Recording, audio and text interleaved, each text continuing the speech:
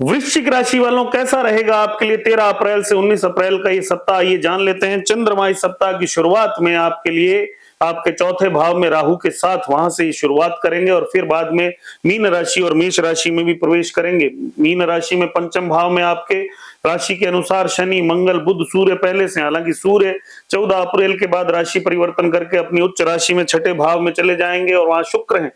और सप्ताह के अंत में शुक्र भी अपनी राशि परिवर्तन करके सप्तम भाव में अपनी ही राशि में प्रवेश करेंगे। गुरु इस समय आपके लिए अष्टम भाव में बैठे हैं, जो आपको कहीं ना कहीं लाभ की स्थितियां बनाए हुए, धन की स्थितियां ठीक किए हुए हैं और फालतू की प्रॉब्लम से भी आपको सेव कर रहे हैं, बिना मतलब के नुकसानों से आपको सेव करने की कोशिश कर रहे हैं। ये समय कोई बहुत बड़े डिसीजन लेने का नहीं है, ये समय शांति से चलने का है। मकान बनाना है, जमीन खरीदनी है, थोड़ा धैर्य रखिए, उसके बाद में करेंगे। अभी इन सब चीजों के बारे में आपकी राशि के हिसाब से मत सोचिए। घर परिवार में विशेष रूप से माताजी के स्वास्थ्य में उतार चढ़ाव साफ रूप से दिखता है।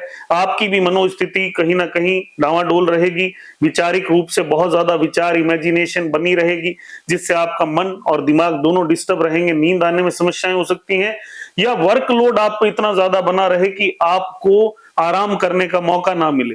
आप जो भी काम इस समय करेंगे आपको उसका रिजल्ट उतना नहीं मिल पाएगा, वो मान पद प्रतिष्ठा नहीं मिलेगी जो आप सोच रहे हैं। कार्य क्षेत्र में बदलाव करने की सोच रहे हैं, बिल्कुल नहीं सोचना है, धैर्य बनाए रखिए और जो काम कर रहे हैं वो कंटिन्यूअसली करते रहिए। इस समय किसी भी तरह के नए काम में पैसा इन्वेस्ट नहीं करना है और सुकून से आगे बढ़ते रहिए। गुरु आपको कहीं ना कहीं धन और आपके जीवन में जो चीजें आपको चाहिए वो देते रहेंगे।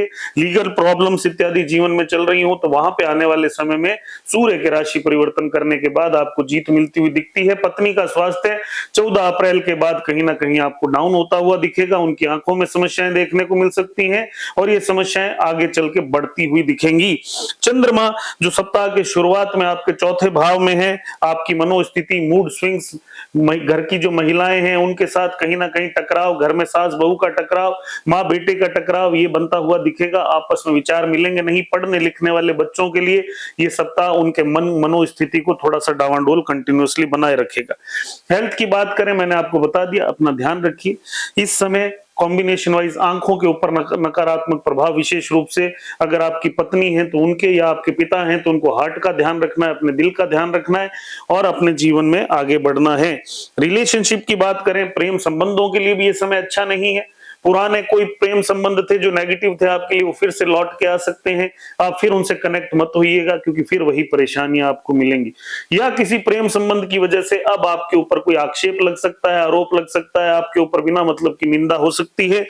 बिजनेस की बात करूं, व्यापार की बात करें तो इस समय जो स्थितियां बनी हुई हैं वो नए बड़े डिसीजन लेने के लिए नहीं है, बल्कि जो काम आप कंटिन्यूअसली कर रहे हैं बस उसी पे फोकस बनाते हुए आगे चलते रहिए और कोई उसमें बदलाव इस समय मत कीजिए। शेयर मार्केट इत्यादि का काम करने वाले लोगों को थोड़ा सा ध्यान, सुकून रखना है ताकि इस समय स्थितियां कोई बड़ा नुकसान अचानक से उनकी लाइफ में ना करवाए। हालांकि गुरु स्थितियां संभाल रहे हैं लेकिन फिर भी यहाँ पे खर्चा और नुकसान बढ़ सकता है, ध्यान रखिएगा। फाइनेंस और मनी की बात कर लें तो इस समय आपको पैसा अपने पास सेव रखना है, ना कि पैसा आया तो आप उससे घर में बड़ा टीवी खरीद लाए, बड़ी गाड़ी खरीद लाए या कर्जा ले लिया, खर्चा कर रहे हैं आप ज्यादा।